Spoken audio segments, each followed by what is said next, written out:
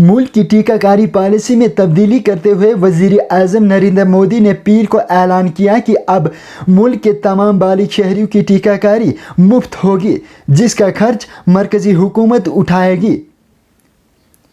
इसके साथ ही उन्होंने दिवाली तक मुल्क के 80 करोड़ गरीबों को मुफ्त अनाज फराहम करने का भी ऐलान किया। वज़ीर आज़म ने बताया कि 25% आबादी की टीकाकारी की जिम्मेदारी रियासतों को सौंपी गई थी, मगर इन्हें इस जिम्मेदारी से आज़ाद कर दिया गया है।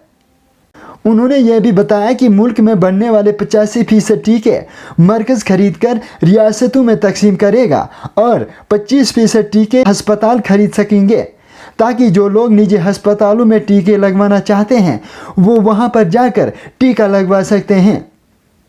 वज़ीर आज़म ने बताया कि रियासतों के पास टीकाकारी से मुतालिक जो 25% काम था, उसकी ज़िम्मेदारी भी हुकूमत हिंद उठाएगी। 2 हफ्तों में मरकज़ और रियासती सरकारें मिलकर नए रहनुमाई खतूत के मुताबिक ज़रूरी तैयारियां कर लेंगी। इसके बाद 21 जून से मुल्क की हर रियासत में 18 साल से ज़्यादा उम्र के तमाम शहरियों के लिए हुकूमत हिंद रियासतों को मुफ्त वैक्सीन दस्तयाब कराना शुरू कर देगी।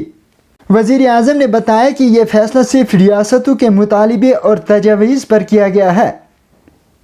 इनके मुताबिक पहले यह मुतालिबा किया गया कि टीकाकारी पूरी तरह से मरकज़ ने अपने हाथ में क्यों रखी, मगर जब रियासतों को जिम्मेदारी सौंपी गई और इन्हें टीकाकारी से मुतालिक असल सूरत हाल का एहसास हुआ तो उन्होंने पुराने निज़ाम की बहाली का मुतालिबा शुरू किया। रियासतों के इस मुतालिबे पर गौर किया गया और उसकी बुनियाद पर पुराने निज़ाम की बहाली का फैसला किया गया। वज़ीर आज़म ने कहा कि गुज़श्ता साल जब लॉकडाउन नाफिज करना पड़ा तो प्रधानमंत्री गरीब कल्याण अन्न योजना के तहत मुल्क के 80 करोड़ बाशिंदों को 8 माह तक मुफ्त राशन दिया गया था। दूसरी लहर की वजह से मई और जून में भी इस स्कीम में तोसी की गई। हुकूमत ने फैसला किया है कि इस स्कीम को अब दिवाली तक बढ़ाया जाएगा। उन्होंने अपनी हुकूमत को गरीब दोस्त बावर कराते हुए कहा कि हुकूमत गरीब की हर ज़रूरत के साथ इसकी साथी बनी है। नवंबर तक 80 करोड़ गरीबों को मुकर्रर मिकदार में अनाज फराहम किया जाएगा। मेरे किसी गरीब बहन भाई को और उसके अहल खाना को भूखा नहीं सोना पड़ेगा। वज़ीर आज़म ने हालांकि कई वजाहतें पेश की कि टीकाकारी की जिम्मेदारी रियासतों को क्यों सौंपी गई थी, मगर तमाम शहरियों की मुफ्त टीकाकारी के इस फैसले को सुप्रीम कोर्ट में ज़ेर समाअत मुकदमे के पस मंज़र में देखा जा रहा है।